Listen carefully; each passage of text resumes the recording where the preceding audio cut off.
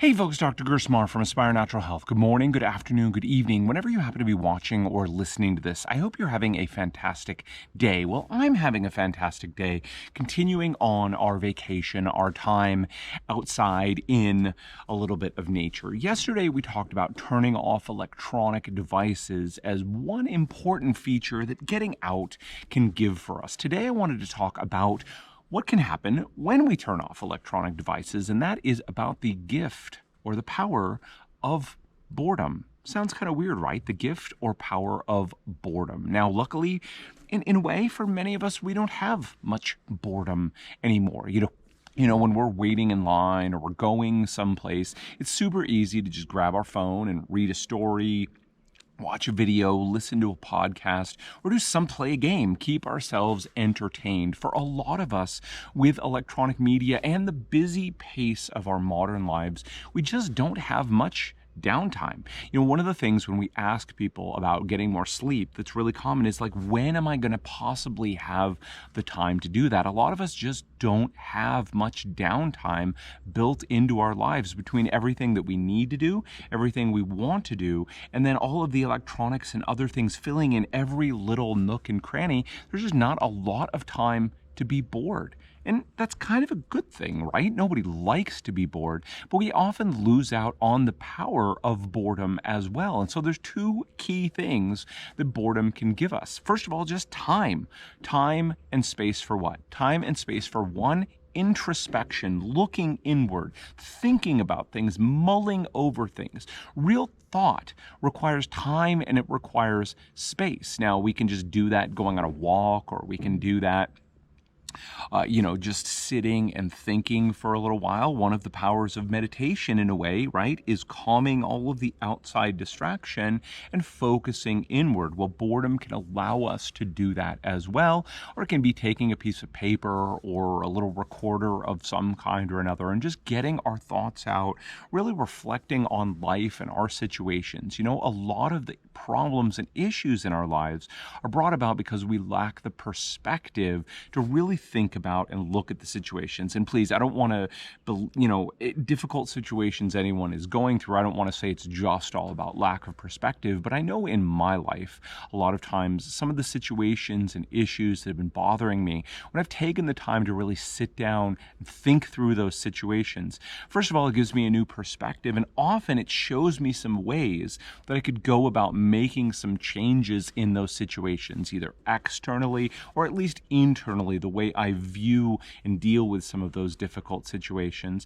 And also, introspection, I think, helps us to be a better person. I mean, where are we living up to the goals, the reasons, or the values in our lives, and where are we not? It's okay, we're all human beings, none of us is perfect, but introspection gives us the time and the space to think about these things and realize where in our lives things are really going well and they're working for us, and where maybe they're not going so well. Maybe we need to devote some more time and attention to working on those areas that just aren't working well for us. Now, the second big value of boredom, we talked about introspection or looking inward, thinking and focusing, the second is really creativity. Now, for a lot of us, we're not nearly as creative as we used to be. And one of the reasons is creativity requires time and it requires space to be able to think about things and mull them over, put different pieces together to form something creative. And when we're constantly inputting, all the time inputting, there's not a lot of room or space to output, to put things out. Now, for some of us, we're creative in ways that are classically artistic. Maybe you like making music or recording videos or writing stories or painting paintings or doing all of those things. And if any of those appeal to you, more power to you. You know, switch off electronics, allow yourself to be bored a little, and allow some creativity to come out and work on those areas. For others of us, we may not be classically creative. but we still all have a creative urge inside, and we can use that time and that energy that would normally be going to all these other things. When we allow ourselves to be bored, not sucked in to, whatever the latest thing is or the thoughts that are going around in our head, we allow that creativity to come out. Again, for some of us, it may be artistic. For others, it may manifest in other ways. New ideas about what you want to do or where you want to go or how you want to live your life. But creativity is an important facet of being human. And I think by not allowing ourselves to be bored, at least every once in a while, we rob ourselves of that chance to be creative. So the power of boredom in our ever-on age, something we just don't like and we often don't allow ourselves time for.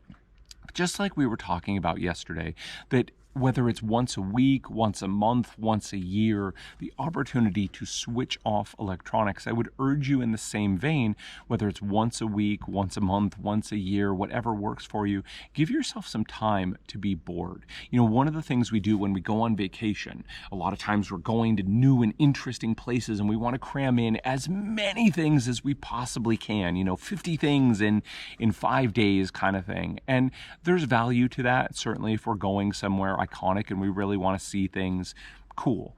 But we don't always need to rush to fill our time with everything. It's not wasted time if we're making use of it.